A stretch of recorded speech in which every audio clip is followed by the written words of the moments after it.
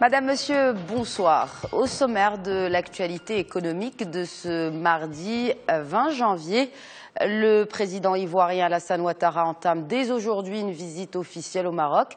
Il a été reçu par Sa Majesté le roi Mohamed VI à Marrakech. Le président Ouattara vient accompagné d'une forte délégation de ministres ainsi que de grands hommes d'affaires ivoiriens. Alassane Ouattara qui présidera dès demain le forum Maroc-Côte d'Ivoire qui se tiendra donc à Marrakech. L'événement est la suite du forum ivoiro-marocain qui s'était tenu en février dernier à Abidjan dans le siège de la visite de Sa Majesté le roi Mohamed VI dans le pays et qui s'est soldé, pour rappel, par la signature de 26 conventions de partenariat public privé. D'ailleurs, l'équipe de Média TV sera sur place pour vous faire suivre le déroulement de cet événement. Et pour rester dans la ville ocre, les congrès et les forums d'envergure ont marqué l'agenda de 2014 et Marrakech maintient son titre de première destination touristique du royaume. Avec près de 2 millions de touristes en 2014, le secteur a connu une belle embellie, soit 6% en un an, nuitées et arrivées confondues. Pour le taux d'occupation, il a franchi les 53%. En termes de croissance, les Allemands et les Anglais décrochent la première place du podium. Le marché français, en revanche, accuse une baisse de 6%. Et tandis que le tourisme met son grain de sel dans la croissance du PIB national, un autre secteur plus informel plombe les recettes de l'État. Selon un constat du ministre de l'Industrie, la contrefaçon causerait une perte annuelle estimée entre 6 et 12 milliards de dirhams, ce qui peut coûter jusqu'à 1,3% du PIB. Dans la foulée, les recettes fiscales envolées peuvent atteindre jusqu'à 1 milliard de dirhams tous les ans. Et côté emploi, Moulay Hafid Alami affirme que près de 30 000 emplois s'évaporent tous les ans dans le sillage de la contrefaçon. Et en parlant de propriété intellectuelle, le Maroc reconnaît le brevet européen comme brevet national, une première pour un pays non membre de l'Organisation européenne de brevets. Les demandes de brevets et les brevets européens validés auront ainsi le même effet juridique qu'une demande de brevet ou un brevet national. Ils seront soumis à la seule législation marocaine sur le brevet. Cet accord de validation entre en vigueur dès mars prochain.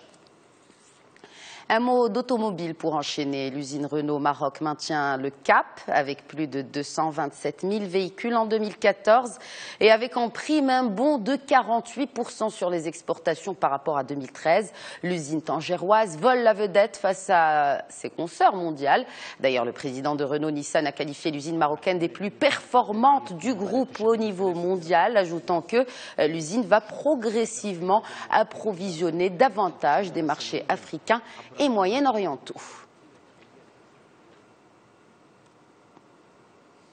Direction la Tunisie. L'Allemagne vient de débloquer un don de 100 millions d'euros dans le cadre de 2 accords de coopération technique et financière. 13 millions sont destinés au secteur de la microfinance, tandis que les 87 restants seront alloués aux projets liés à l'environnement, notamment en matière de gestion des ressources en eau et d'efficacité énergétique. Et en parlant énergie, le groupe, ou plutôt la grogne sociale, se poursuit pour la 2e semaine consécutive au sein de la compagnie des phosphates de Gafsa. Activité d'extraction, production ou encore transport de phosphates. Hier, tout s'est arrêté. Des milliers d'emplois sont menacés. Le secteur connaît une crise sans précédent.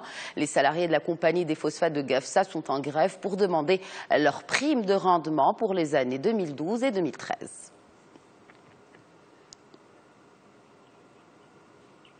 Et en Algérie, l'excédent commercial dégringole. Selon les chiffres des douanes algériennes, il a chuté de moitié en 2014 pour n'atteindre que 4,6 milliards de dollars. Le gouvernement se retrouve confronté à un problème de taille, impuissant face à une hausse de ses importations au moment où les exportations pétrolières sont en chute libre depuis les baisses continues des prix du baril.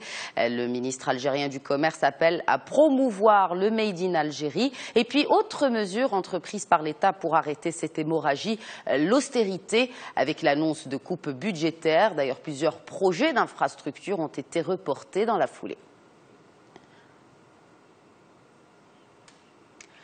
En Turquie, la Banque centrale réduit d'un demi-point son principal taux directeur. Il passe de 8,25% à 7,75%. Cette décision intervient au moment où le président Erdogan met la pression sur l'institution pour amortir la forte baisse de la croissance de son pays.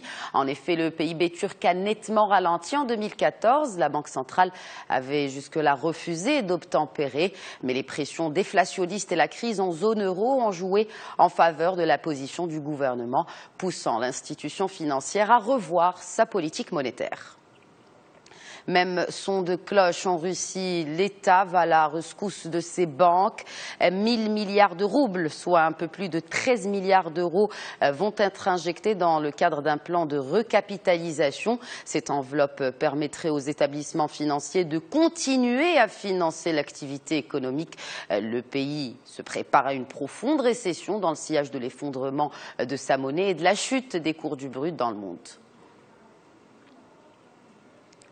En Chine, les signes d'un essoufflement ne trompent plus. La croissance a fortement ralenti en 2014, 7,4% contre 7,7% un an auparavant, du jamais vu depuis près d'un quart de siècle.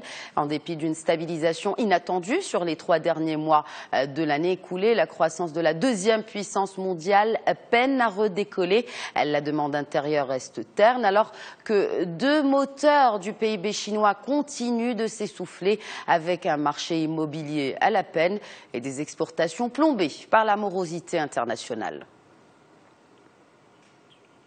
Et puisqu'on parle justement de croissance, les prévisions du Fonds monétaire international concernant la santé économique mondiale sont plutôt pessimistes. En dehors des États-Unis, les autres économies risquent de vivre une année difficile. Le FMI prévoit une croissance mondiale de 3,5% en 2015 et par région, la zone euro devrait continuer à pâtir de la faiblesse des investissements, tandis que la chute du brut aura des dommages importants sur les pays exportateurs, surtout en Afrique subsaharienne.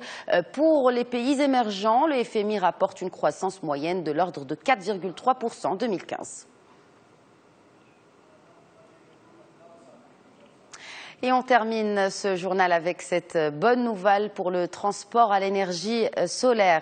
L'avion suisse Solar Impulse 2 entame son tour du monde dans un peu plus d'un mois.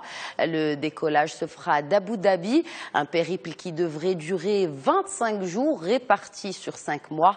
Après 12 ans d'études et 150 millions d'euros investis, l'équipe de Solar Impulse entame une nouvelle phase dans ce qui pourrait réécrire l'histoire du transport aérien. Voilà donc pour l'essentiel de l'actualité économique. Excellente soirée à tous.